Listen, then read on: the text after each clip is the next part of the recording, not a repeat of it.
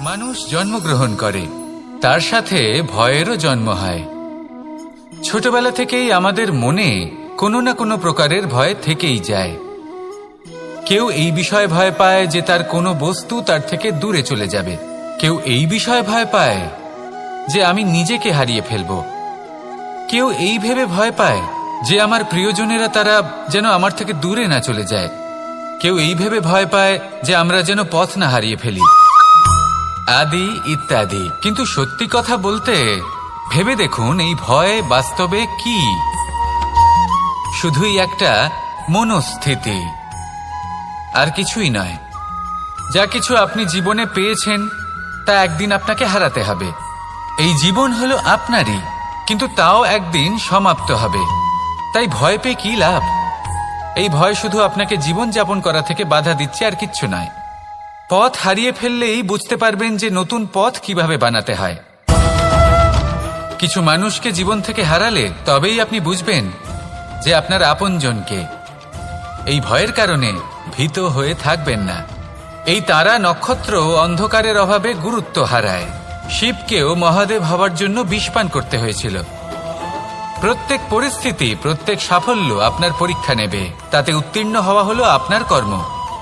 যখনই আপনি ভয় পাবেন বা সংকটের সম্মুখীন হবেন, তখন সাহসের সাথে তার সম্মুখীন হন। মনে রাখবেন, যে সম্মুখীন হতে জানে সাফল্য তার সাথে সবসময় থাকে। আসুন আর আমার সাথে ভালোবেসে বলুন, রাধা রাধা। সাফল্যের বাস্তব অর্থ কি? নিজের লক্ষ্যে দৃষ্টিবদ্ধ হয়ে থাকা, প্রতিদিন তার জন্য কর্ম করা, দৃঢ় নিষ্ঠার সাথে উত্থান পতনে সামনে এগোতে থাকা, আর নিজের লক্ষ্য প্রাপ্ত করা, এটাই কি সাফল্য?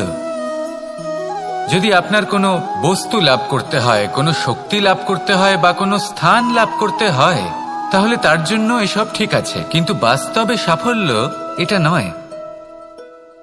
আপনার কাছে থাকা কোনো বস্তু, শক্তি বা স্থান আপনি কিভাবে ব্যবহার করবেন তা আপনার উপর নির্ভরশীল। যদি তার সঠিক ব্যবহার আপনাকে করতে হয়, তাহলে উচিত সময় এবং উচিত স্থানে আপনাকে থাকতেই হবে।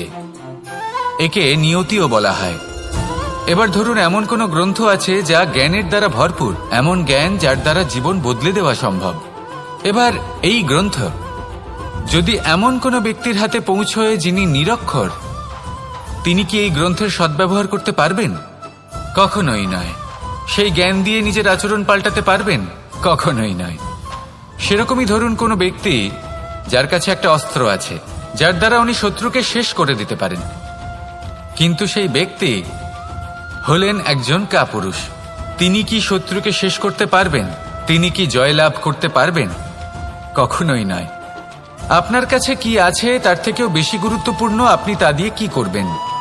উচিত ব্যক্তির সাথে উচিত সময় উচিত স্থানে থাকা বেশি গুরুত্বপূর্ণ। নিজের গুণের সাথে, নিজের শক্তির সাথে, নিজের জ্ঞানের সাথে উচিত সময় উচিত স্থানে অন্যের যন্ত্রণাকে দূর করা, অন্যের জীবনকে আরো সুন্দর করে তোলা, এটাই হলো সাফল্য। তাহলে সাফল্যের বাস্তব অর্থ বুঝুন, অর্থাৎ নিজেকে আরো প্রসন্ন রাখুন, আর আমার সাথে ভালোবেসে বলুন, রাধা রাধা। বুদ্ধি আর বিবেকের পার্থক্য কোথায় তা নিয়ে এই সংসার অনেক কিছুই ভাবে। কিছু মানুষ ভাবেন যে এই দুই হলো একই, কিন্তু যদি সত্যি কথা বলি তাহলে এই দুইয়ের মধ্যে একটা অমূল্য পার্থক্য আছে, আর তা হলো এটা যে বুদ্ধির সম্পর্ক হলো মস্তিষ্কের সাথে, আর বিবেকের সম্পর্ক হলো হৃদয়ের সাথে। যে কোনো বুদ্ধিমান মানুষ কি করেন?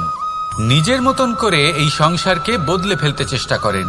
একজন বিবেকশীল মানুষ কি করেন? নিজের অন্তরকে, নিজের মনকে বদলে ফেলতে চেষ্টা করেন। কারণ মানুষের সংসার এই মনের মধ্যেই বসবাস করে। তাই নিজের বুদ্ধির ব্যবহার অবশ্যই করুন, কিন্তু তাতে বিবেকের লাগামটা অবশ্যই শক্ত হাতে ধরবেন। আসুন আমার সাথে ভালোবেসে বলুন, রাধা রাধা। মানুষের মধ্যে একটা বিচিত্র প্রবৃত্তি থাকে, অন্য সকলের বিষয়ে, তাদের জীবনের বিষয়ে, তাদের ব্যক্তিত্বের বিষয়ে, তাদের ভবিষ্যতের বিষয়ে অনুমান করা। এটা হলো অনুচিত। কারোর অতীতকালকে দেখে লোকে ভবিষ্যৎ বলে দিতে পারেন, বর্তমানকে দেখে ভবিষ্যতের বিষয়ে অনুমান করে ফেলেন। উদাহরণ দিতে হলে বলবো, কোনো দাসকে দেখুন, ওকে দেখে লোকে বলে যে ওর ভবিষ্যৎ সেটাই হতে পারে, অনুমান করে ফেলেন। আর এই রাজাকে দেখুন, উনি তো কত সুখী হবেন, উনি তো জগতের সব থেকে অধিক সুখী মানুষ, কত সুখ সুবিধা আছে ওনার কাছে, ধারণা করে ফেলেন।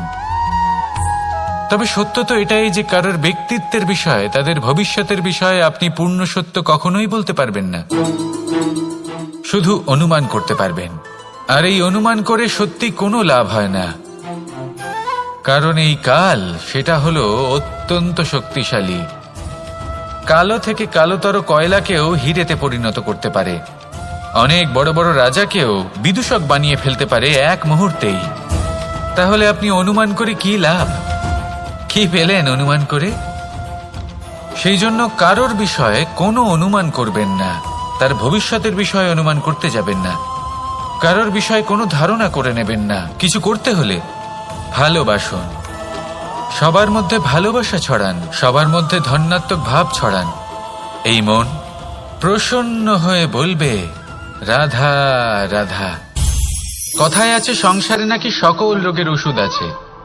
যদি আপনি নিজের শরীরকে ভালোবাসেন তাহলে ব্যায়াম করুন, যদি নিজের নিঃশ্বাস প্রশ্বাসকে ভালোবাসেন তাহলে প্রাণায়াম করুন, যদি আপনি নিজের আত্মাকে ভালোবাসেন তাহলে ধ্যান করুন, কিন্তু যদি আপনি নিজের জীবনকে, পরমাত্মাকে ভালোবাসেন তাহলে সকলকে ভালোবাসতে থাকুন। এই ভালোবাসা অত্যন্ত গুরুত্বপূর্ণ এবং আবশ্যক। ভালোবাসার থেকে ভালো না কোনো ওষুধ আছে, না আছে কোনো আসন, এর থেকে ভালো না কোনো ব্যায়াম আছে আর না কোনো প্রাণায়াম। এই ভালোবাসা বড় বড় সমস্যারও সমাধান করতে পারে, ভালোবাসা বড় বড় বিপদকে আপনার থেকে দূর করতে পারে। এই ভালোবাসাই আপনাকে জীবনে বাঁচতে শেখায়, কারণ ভালোবাসাই হলো জীবনের আসল সত্য। তাহলে আসুন আর আমার সাথে ভালোবেসে বলুন রাধা রাধা। জীবনে সাফল্য লাভ করতে হলে মানুষকে উচিত পথে চলতে হবে, কিন্তু তার থেকেও বেশি গুরুত্বপূর্ণ হলো এটা বোঝা যে সেই পথে চলতে চলতে কখন আমাদের দাঁড়াতে হবে আর কখন আমাদের চলতে হবে। এই শিক্ষা অত্যন্ত গুরুত্বপূর্ণ। এবার দেখুন, ছোট্ট একটা কথা রয়েছে, ওকে আটকিও না, যেতে দাও। এই বাক্যের অর্থ কি? অর্থ যে কাউকে আটকিও না, যে এগোতে চাইছে তাকে এগোতে দাও, তার পথে বাধা সৃষ্টি করো না। এবার এই ছোট কথাতে এক অনুচিত স্থানে আমি দাঁড়িয়ে পড়ি।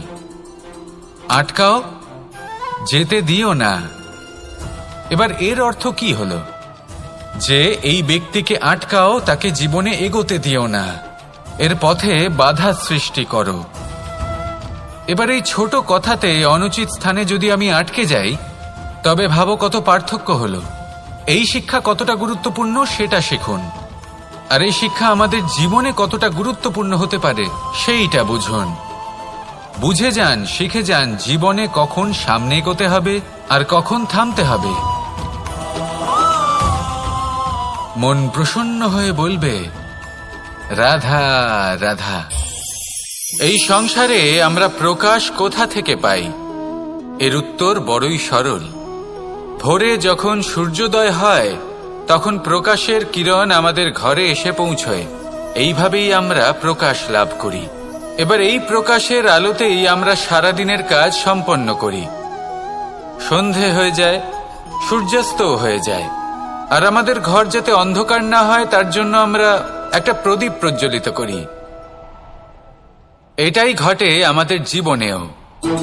এবার প্রবাহমান আয়ুর সাথে আমরা আমাদের অন্তরে যদি একটা প্রদীপ প্রজ্বলিত করে নিই, তাহলে বিষয়টাই অন্যরকম হবে।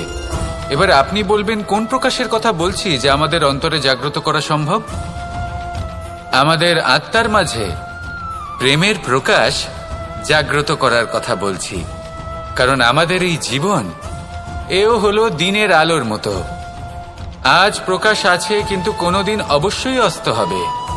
কিন্তু অস্ত হবার আগে যদি আমরা আমাদের আত্মার মাঝে প্রেমের এই প্রকাশ উজ্জ্বলিত করে নিই, তাহলে আমাদের সন্ধ্যাকালও আমরা আনন্দে এবং প্রেমে যাপন করব।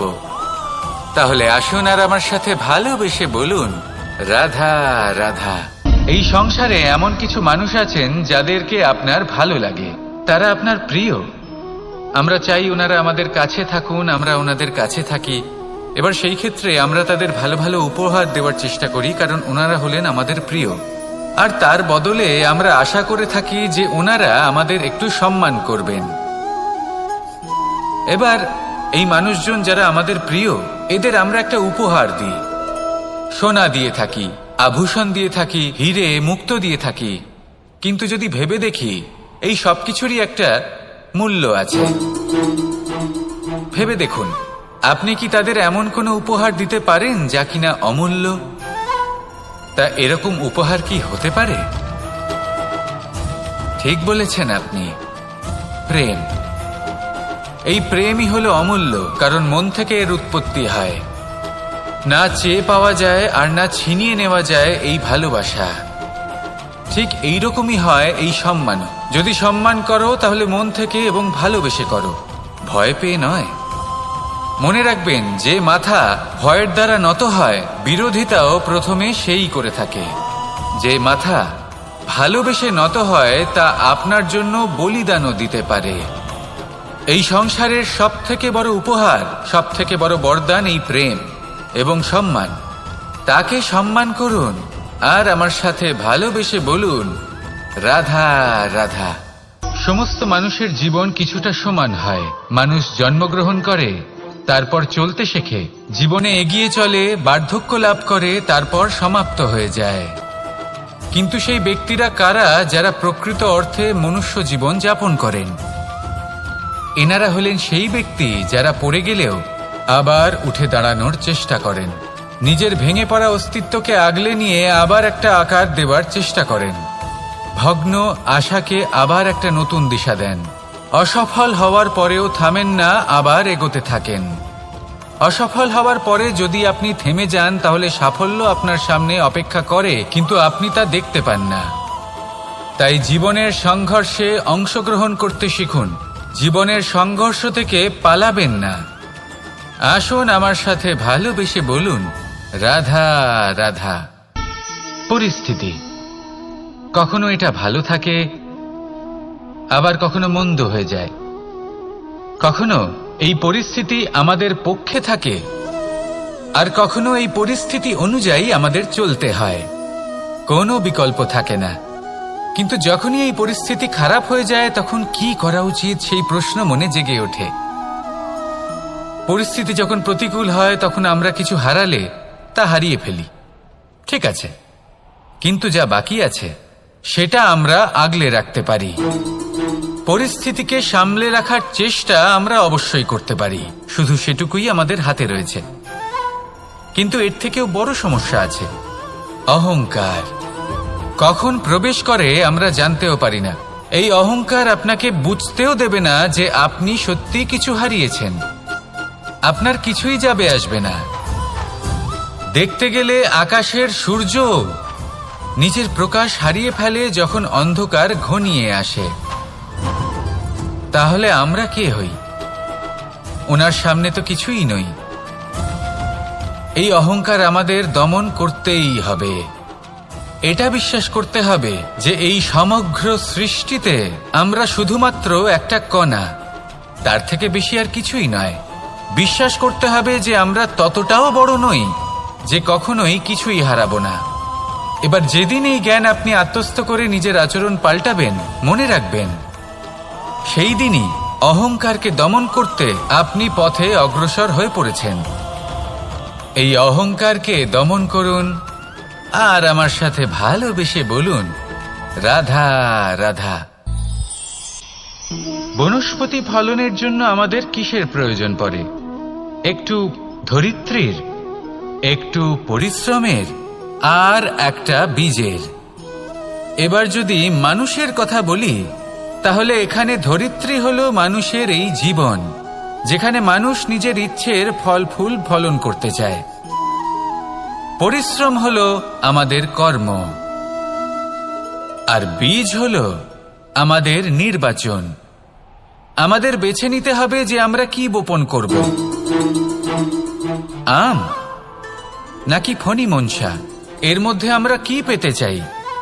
রসালো ফলের ফলন চাই নাকি কাঁটার ফলন চাই, তা আমাদের উপর নির্ভরশীল। কিন্তু একটা কথা ঠিক, লক্ষ্য যেমনই হোক না কেন, জীবন যেমনই হোক না কেন, যদি আপনি লক্ষ্যের দিকে এগোতে থাকেন তাহলে কর্মের সাথে খামখেয়ালি আচরণ করতে পারবেন না। যদি আপনি এমন করেন তাহলে এটা আপনাকে একটা অনুচিত লক্ষ্যে পৌঁছে দেবে, সেটা কিন্তু নিশ্চিত। সবসময় এটা মনে রাখবেন, কর্মের সাথে খামখেয়ালি হবেন অর্থাৎ কর্মফলও আপনার সাথে খামখেয়ালি হবে। তাহলে নিষ্ঠার সাথে কর্ম করতে থাকুন আর নিজের লক্ষ্যকে প্রাপ্ত করুন। আর আমার সাথে ভালোবেসে বলুন, রাধা রাধা। জীবনে এমন কিছু কাজ রয়েছে যা আমাদের কখনোই করা উচিত নয়, যেমন আশা করা। যদি আপনি আশা করেন আর আপনার আশা পূর্ণ না হয়, আপনি খুবই কষ্ট পাবেন। এবার আপনি যদি প্রতীক্ষা করেন, করতেই থাকেন, আর সেই ব্যক্তি যদি না আসে তাহলেও খুব কষ্ট পাবেন। আর হলো তুলনা। আপনি যদি তুলনা করতে যান তাহলে এটাই ভাববেন যে হয় আমি বা অন্য কোনো ব্যক্তি, এই দুজনের মধ্যে কোনো এক ব্যক্তি নিকৃষ্ট। আর এই ভাবনাটাই হলো অনুচিত। যদি আমরা কথা বলি সেই সব বিষয়ে যা আমাদের করা উচিত, যেমন পরীক্ষা, এই পরীক্ষা সবসময় আমাদের আরো সফল করে তোলে, আরো শ্রেষ্ঠ করে তোলে, আরো উৎকৃষ্ট করে তোলে। আসন্ন মহাসংগ্রামের জন্য আমাদের প্রস্তুত করে তোলে এই পরীক্ষা।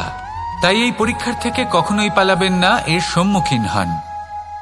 আর হলো কর্ম। কর্ম করা কখনোই বন্ধ করবেন না। তুলনা করার বদলে কর্ম করুন, প্রতীক্ষা করার বদলে কর্ম করুন, আর আশা করার বদলে কর্মই করুন। জীবন সফল হয়ে যাবে।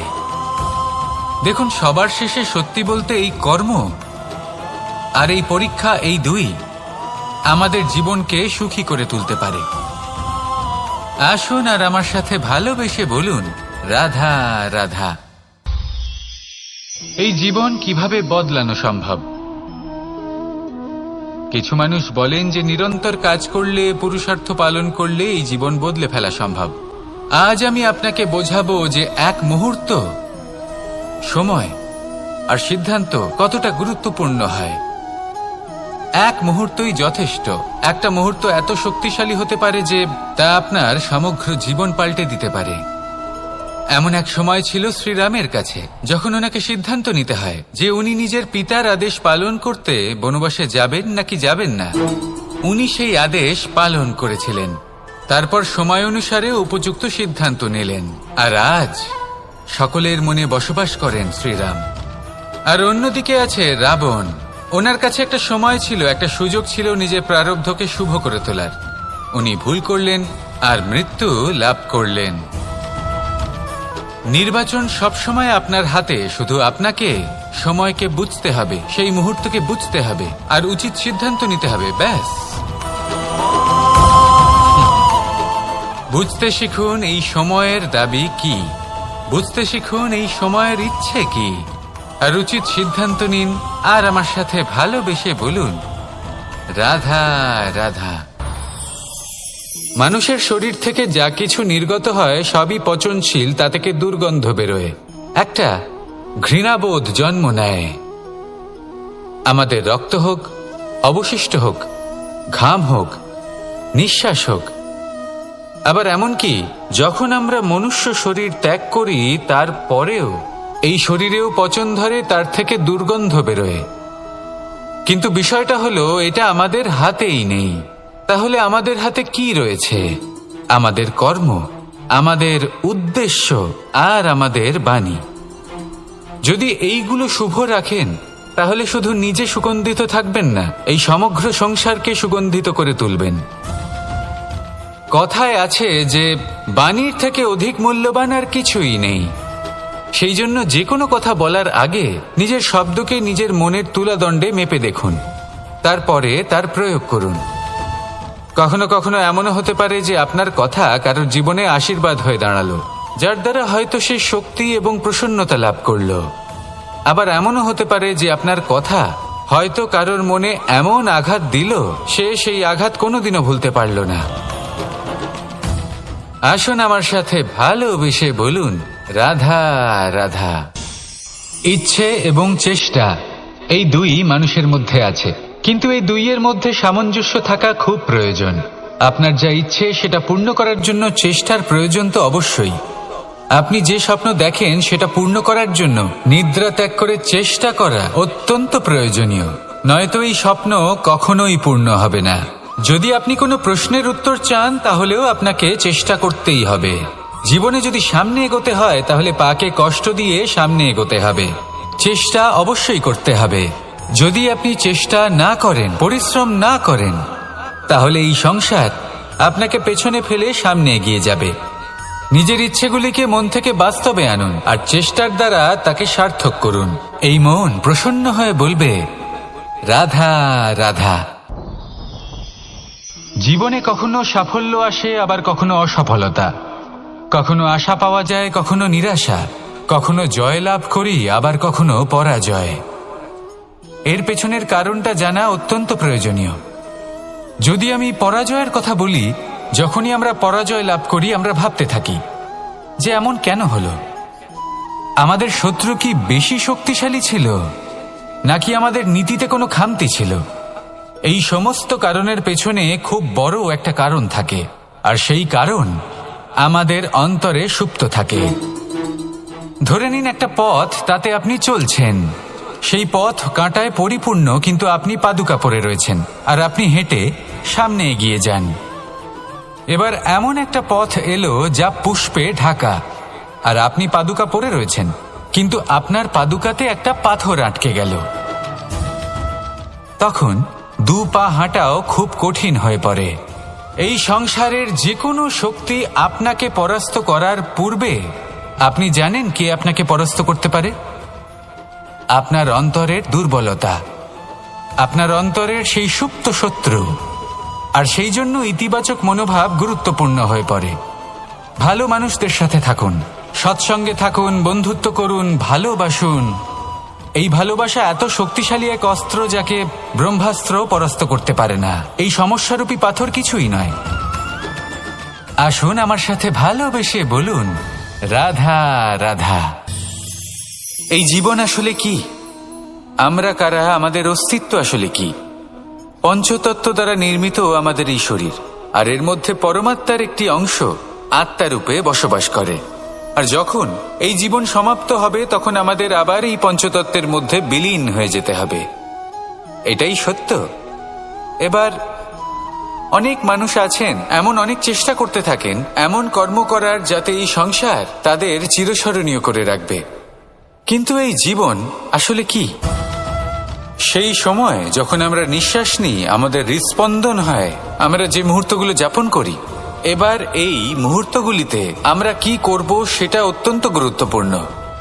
আমরা কি অহংকার করব নাকি পরোপকার করব?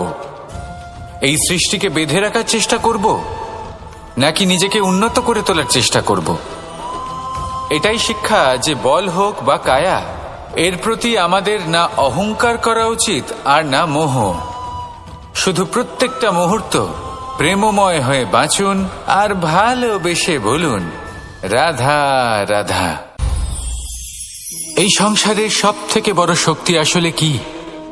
দৈহিক শক্তি, ভৌতিক শক্তি, রাজনৈতিক শক্তি, স্বর্ণের শক্তি, বিদ্যার শক্তি নাকি মায়ার শক্তি, ভক্তির শক্তি নাকি নিরাশক্তির শক্তি? এই সংসারের সব থেকে বড় শক্তি হল হাসি মুখের। যদি আপনি এবং আমি এমন কোনো সময় হাসতে পারি যেখানে মুখে হাসি আসা প্রায় অসম্ভব, তাহলে বিশ্বাস করুন এই সংসারে কেউ আপনাকে ভাঙতে পারবে না।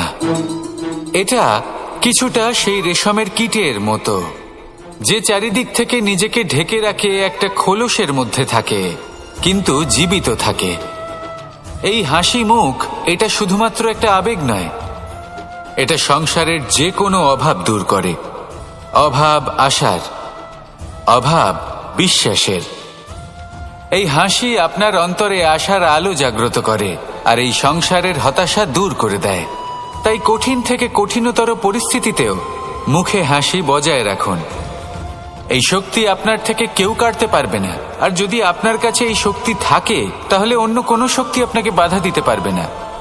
তাহলে হাসুন আর আমার সাথে ভালোবেসে বলুন, রাধা রাধা। যজ্ঞের আগুনকে শুভ বলে মনে করা হয়, আর সেখানেই চিতার আগুনকে অশুভ মনে করা হয়। এমনটা কেন হয়? এখানে বিষয়টা হলো লক্ষ্য, বিচার এবং সঙ্গের। যখন আমরা যজ্ঞ করি তখন আমাদের লক্ষ্য কি হয়? পরিবেশকে আরো পবিত্র করে তোলা, ইতিবাচক করে তোলা। আমাদের লক্ষ্য শুভ হয়। তারপরে আসে বিচার। এই পরিস্থিতিতে সেই বিচার হলো অগ্নি। স্ফুলিঙ্গ থেকে তীব্র আকার ধারণ করে সমস্ত কাঠকে পুড়িয়ে দেয় এবং সুগন্ধ ছড়িয়ে দেয়। অর্থাৎ যদি আপনার লক্ষ্য শুভ হয় তাহলে তা নিজেই শুভ বিচারধারাকে আমন্ত্রণ জানায়। এই শুভ বিচার তখনই আসবে যখন আপনার সংকল্প শুভ হবে। অন্যদিকে হলো চিতার আগুন। এর লক্ষ্য কি? একটা দেহকে পরধামে পৌঁছে দেওয়া। সবার শেষে সবকিছু আপনার উপরে নির্ভরশীল যে আপনি কোনটা চয়ন করতে চান। আপনার লক্ষ্য যদি শুভ হয় তাহলে আপনার বিচার এবং সঙ্গতি আর তার পরিণাম সবই শুভ হবে। আসুন আর আমার সাথে ভালোবেসে বলুন, রাধা রাধা। এই সংসারের প্রত্যেক বস্তুর, প্রত্যেক পরিস্থিতির, প্রত্যেক আবেগের দুটি দিক আছে। এর মধ্যে পার্থক্য করা সম্ভব শুধুমাত্র দৃষ্টিভঙ্গির দ্বারা। যদি কোনো ব্যক্তি পর্বত শিখরে দাঁড়িয়ে থাকেন তাহলে উনি এটাই দেখতে পাবেন যে এই জলের ধারা সমুদ্রের দিকে বয়ে চলেছে। আরেক ব্যক্তি যিনি সমুদ্রের কাছে দাঁড়িয়ে আছেন তার এটাই মনে হবে যে এই জলের ধারা সমুদ্রের দিকে আসছে। এখানে বিষয়টা হলো দৃষ্টিভঙ্গির, আর এটাই সময়ের সাথেও হয়ে থাকে। অনেক সময় মানুষ চিন্তিত হয়ে পড়েন, ত্রস্ত হয়ে পড়েন যে তার কাছে হয়তো খুব কম সময় আছে, তাতে তিনি অনেক কিছুই করতে পারবেন না, আর একটু সময় থাকলে খুব ভালো হতো।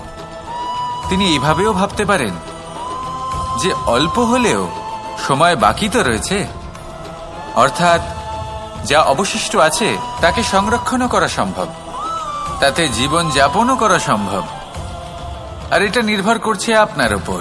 তাই দৃষ্টিভঙ্গি ইতিবাচক রাখুন আর আমার সাথে ভালোবেসে বলুন, রাধা রাধা।